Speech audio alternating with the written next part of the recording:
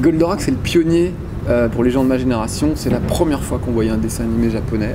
Toi, prince de l'espace, viens défendre notre terre. Donc voilà, il se retrouve avec des humains pour défendre notre terre contre les grands méchants et le grand stratégaire qui est le méchant ultime.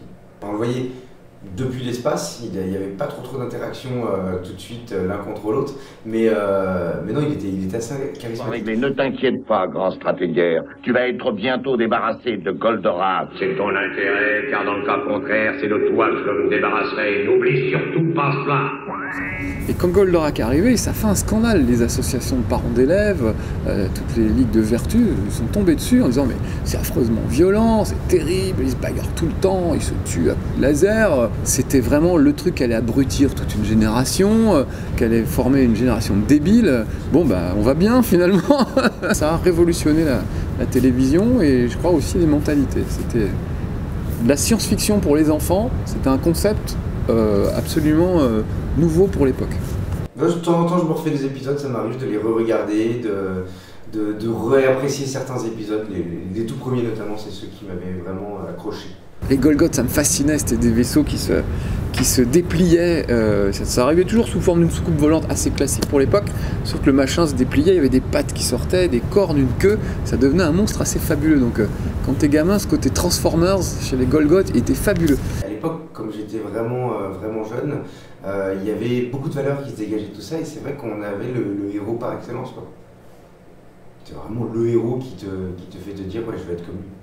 On venait d'un univers où dans les dessins animés et les séries pour enfants, tout le monde était gentil. Donc avoir des méchants qui voulaient se bagarrer, tuer tout le monde et envers la Terre, c'était assez novateur et intéressant en fait. Et enfin, il se passait quelque chose. Le passage qui m'a vraiment marqué, moi, dans Goldorak, c'est très con, mais je jouais avec les jouets Goldorak, et c'est la première fois qu'on voit le grand robot Goldorak partir depuis son espace d'envol. Goldorak, go! J'ai eu un Goldorak, assez tard en fait, j'ai eu beaucoup plus tard, c'est un copain qui me l'a donné, j'avais déjà 20 ou 30 ans. Tu sais, un Goldorak en plastique qui était haut comme ça, il était superbe ce truc. Je travaillais à Game One déjà à l'époque, et mon bureau dans Game One c'était un vrai bureau de lit. Et il y avait ce Goldorak qui n'était pas dans mon bureau, mais qui était à l'entrée de mon bureau. Géant, mythique et